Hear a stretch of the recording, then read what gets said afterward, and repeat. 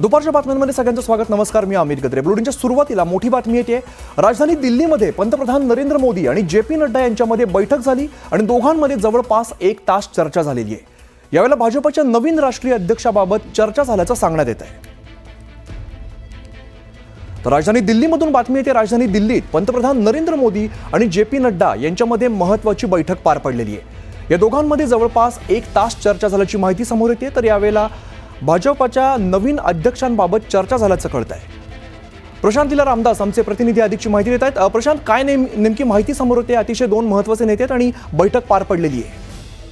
बरोबर आहे. पंतप्रधान नरेंद्र मोदी यांच्यासोबत आज भारतीय जनता पक्षाचे अध्यक्ष जे.पी. नड्डा यांची एक अत्यंत महत्त्वाची बैठक झाली. या बैठकीमध्ये जवळपास 1 तास ही बैठक चालली.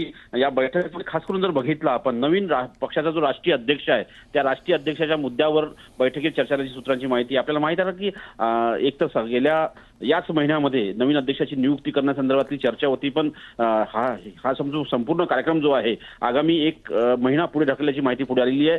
त्याच मुद्द्यावरती ही बैठक झालेली आहे. आणि महत्त्वाचं म्हणजे हा जो उशीर होतो, या उशिराला कमी करण्याकरता पंतप्रधान नरेंद्र मोदी यांनी या संपूर्ण प्रकरणामध्ये आता अग्रेसरपणे भूमिका घेतली आहे. आगामी 2 ते 3 दिवसात प्रमुख नेत्यांसोबत भाजपच्या ज्येष्ठ नेत्यांची बैठक होणार आहे आणि या बैठकीच्या नंतर होऊ शकतं नवीन जे अध्यक्ष आहेत भारतीय जनता पक्षाचे त्यांच्या नावाची घोषणा होण्याची शक्यता व्यक्त केली जात आहे. निश्चित नवीन नावाची घोषणा कधी होते पाहणं महत्त्वाचं असेल. धन्यवाद या सगळ्या सविस्तर माहितीसाठी.